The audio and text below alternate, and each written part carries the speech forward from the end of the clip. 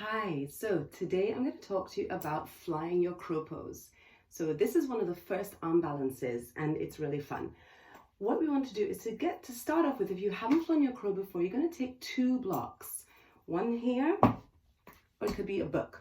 One here and one in front of you. You're going to hop up onto your crow, onto your little perch. So hopping up onto the block, like so, and then bringing the hands down just in front of you.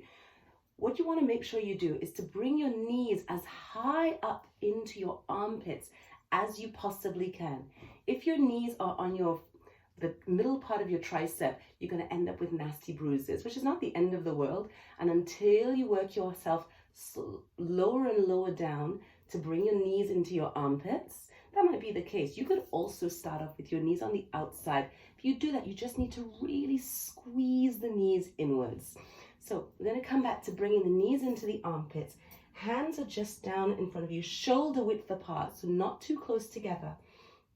As you lean forward, make sure that your elbows are directly on top of your wrists.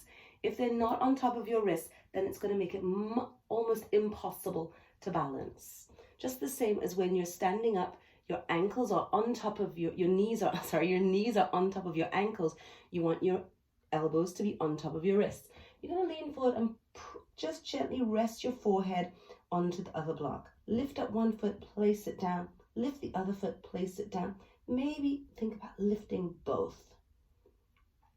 One thing to avoid is trying to jump into the posture, because of course jumping creates forward movement, which is the last thing that we want. When you feel ready for it, get rid of that block and you're going to again lift up here. You want to lift your bottom up into the air and your head down, shoulders down. Gaze is forwards as you start to let the feet float up. Maybe little by little drawing the heels towards your bum, maybe squeezing the belly. Once you've got a hang of the balance, you might want to play with crow pose and do a couple of different variations. For example, you could place the forearm down, knee still is in your armpit, and the other hand is flat as you come into this variation of funky crow. Another variation is called baby crow pose, where again, this requires a lot of flexibility and you need to pull the hip flexors nice and tight as you lean forwards, looking ahead and lift the feet up off the ground. It's another little variation to play with. You can also then go on into flying crow.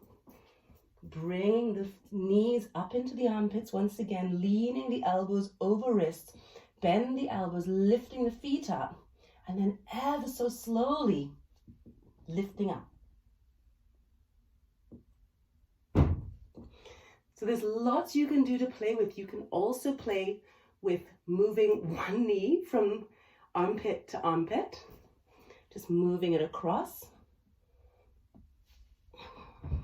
here and here. And then also your transition from your crow pose through the tripod headstand. And when you're doing your tripod headstand, make sure that as you come down, you don't land with a big thud of your head going into the ground.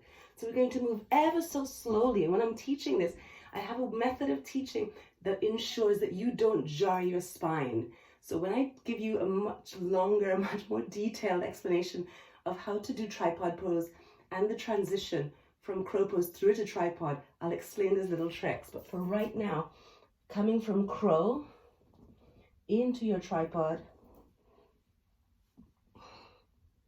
and then maybe back into your crow pose. There's lots that you can do with this little arm balance. That is the beginning of all the really arm balances in yoga. But remember, elbows over wrists. And the key to all the arm balances is good old chaturanga. Elbows over wrists. That's it for now. I hope that it works for you. Let me know in the comments.